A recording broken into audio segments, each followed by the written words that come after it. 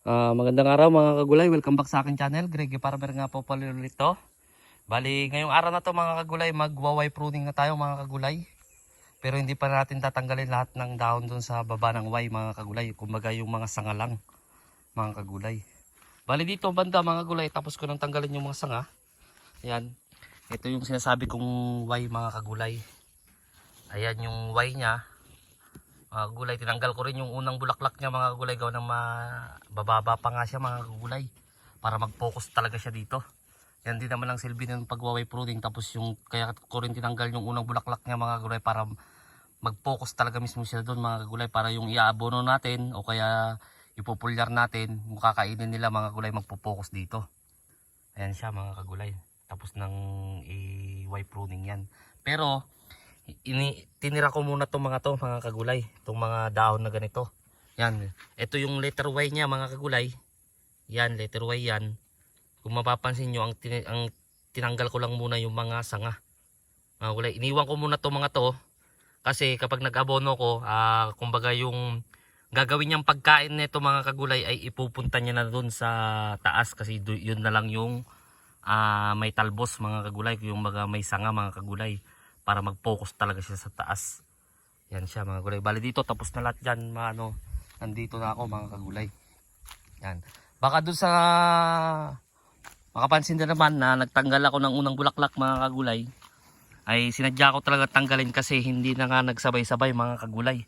Kung papansin niyo yan, ganyang kaliliit mga kagulay ay namumulaklak na talaga siya.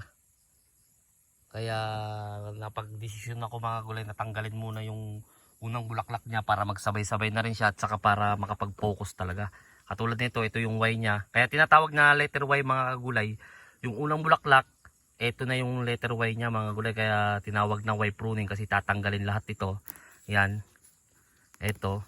Pero yung dahon niya na ito, hindi pa pwedeng tanggalin mga kagulay kasi makakatulong pa yan na yung gagawin niyang pagkain. Kasi kagaya nga nung sinabi ko nung mga nakaraang vlog ko, nung mga unang vlog ko pa, kasi nagawan ko na rin to ng video. Kumbaga ginagawan ko pa rin siya, gawa nga ng panibagong tanim na naman. Ayan, hanggang dyan to. Kasi ang halaman mga gulay, talong, dito lang tayo mag-focus sa talong. Ang pinakatyan ng talong mga kagulay ay itong dahon mga kagulay. Ibig sabihin kapag wala na ito, itong mga sanga dito, yung gagawin niyang pagkain mga gulay, ito kasi ang pinakatyan niya, yung gagawin niyang pagkain mga gulay ay ipupunta niya lahat dito. Diyan, ipupunta niya lahat diyan mga gulay. Siyempre kapag maraming dahon yan, pupunta niya lahat diyan, mas mabilis, mas magpo-focus siya doon mga gulay, kaya mas mabilis siyang tumangkad mga kagulay. Yun lang yung paliwanag ko doon. Kaya ako rin tinatanggal tong unang bulaklak to. Sasabihin na naman ng iba ay sayang. Kasi nga po ay sasayad talaga siya sa lupa.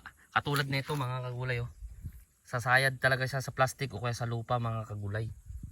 Kaya tinatanggal ko, hindi naman parehas nito nung unang tanim ko dun sa mga unang tanim ko sa San Francisco o kaya sa Bayugan, na hindi ko na tinatanggal kasi mataas na sadya yung talong. Kaya hindi ko na siya tinatanggal. Ngayon kailangan ko talaga magtanggal kasi yun din yung dahilan ko mga kagulay, kaya ko tinatanggal yung unang bulaklak mga kagulay. Uulitin ko mga kulay, ito ay ginagawa ko tong vlog na to o kaya video na to para maging basehan ninyo. Diba, maka-encounter kayo din ng ganito na medyo mababa pa yung talong nyo. Kung gusto nyo mag-focus muna dun sa taas, pwede nyo gayahin. Pero kung ayaw nyo naman, pwede nyo rin naman hindi gayahin mga gulay. Magiging basehan lang ninyo mga kagulay. So tuloy tayo dito sa way pruning. Dun sa nagsasabi na mas maraming ibubunga ng way pruning, ay mas maraming ibubunga yung walang pruning mga gulay. Agree din naman ako doon, pero depende sa pag-aalaga pa rin yan mga kagulay. Kasi halimbawa naman kasi wala kayong pruning mga kagulay, tapos susundin nyo yung 5 grams o kaya hanggang 10 grams na tapos maraming sanga. Kaya kung minsan nagkukulang na sa nutrients yung nasa ibabaw, hindi na niya maabot kasi aagawin na ng mga to, kaya kung minsan nagbabaliko. Kaya doon pumapasok yung sinasabi ko na nagkukulang sa nutrients yung bunga. Kaya kasi dalawa lang klase nga yan mga kagulay.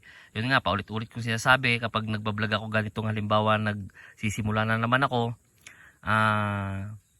Kaya pwede naman na hindi nyo tanggalin mga kagulay, pero mas marami ang iaabono nyo mga kagulay para masuportahan niya lahat.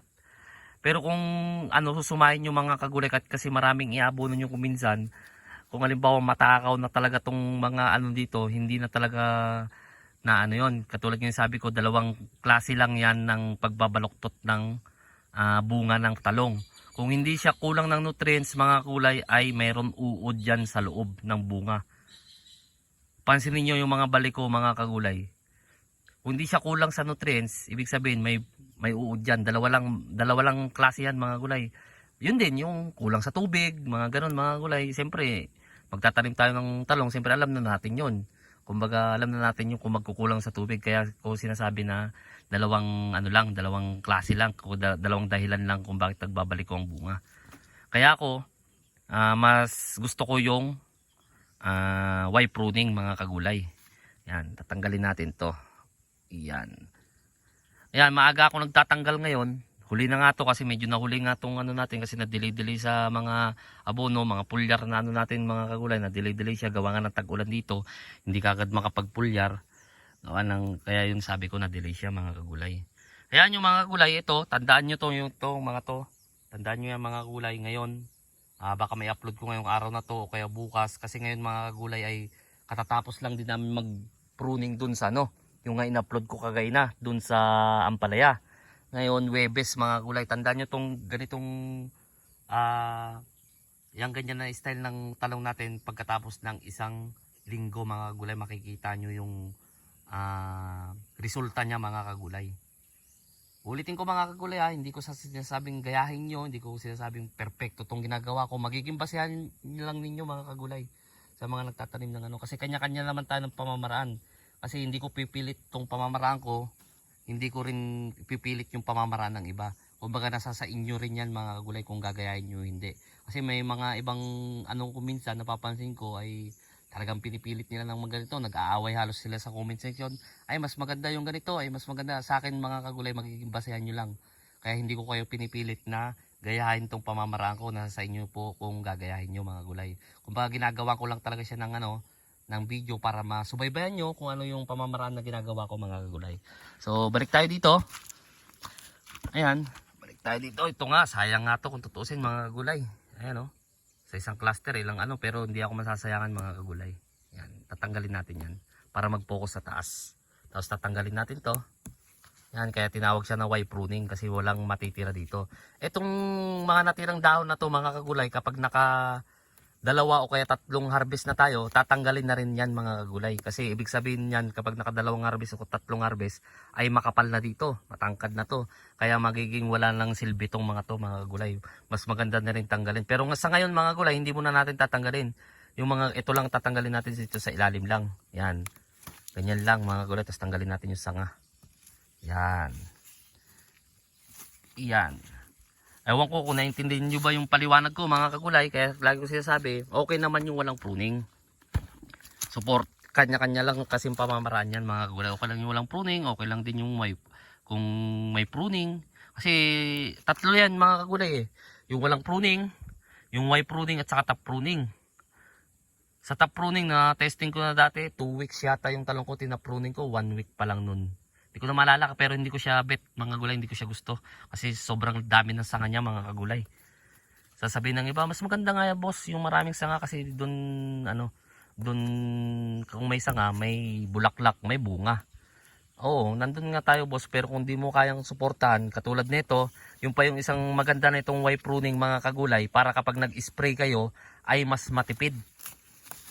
Halimbawa, imagine nyo mga gulay ito, lumago na to, natanggal ko na lahat to mga kagulay to. Mas madali na siyang mag-spray. Kumbaga kapag dito kasi tatangkad pa yan ng ganyang katangkad mga gulay, ganyang katangkad. Pag i-spray niyan, kahit na ipailalim mong ganyan, matatamaan lahat kasi wala na itong pagtataguan yan mga kagulay. Yun yung isang benefits niyan sa pagwaway pruning mga kagulay. Ayan. Yan, ipapaliwanag ko naman siguro, ewan ko kung ipapaliwanag ko ng maigi sa inyo. Basta makikita nyo na lang yan kapag isang linggo o kaya 2 linggo, mga ganon na pagitan. Pagkatapos ng Y pruning makikita nyo. Papakita ko rin yung pag-i-spray talaga, actual na pag-i-spray dito sa video para makita nyo yung pagkakaiba ng sa mga gumagawa na hindi nagwa-Y pruning tapos ako nag-Y pruning. Pagkakaiba ng pag-i-spray mga kagulay, kung bakit ko sinasabi na mas matipid mga kagulay sa pag-i-spray. Ayan siya. So hanggang dito na lang ako siguro mga kagulay. Gawa nga ng kailangan ko ring tapusin to. Baka mga 3 araw ko to tatapusin kasi kanya-kanya kaming trabaho. Yung isa magtatali na mga kagulay. Masyado mataas yan. Masyado mataas. Baba mo unti. Masyado na mataas yan. Ito kahit magway to. Masyado na mataas.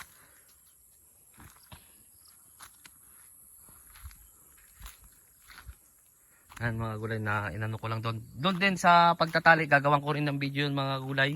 So nga, hanggang dito na lang ako. Sa bago pa lang sa munting channel ko, huwag nyo kalimutang mag-subscribe.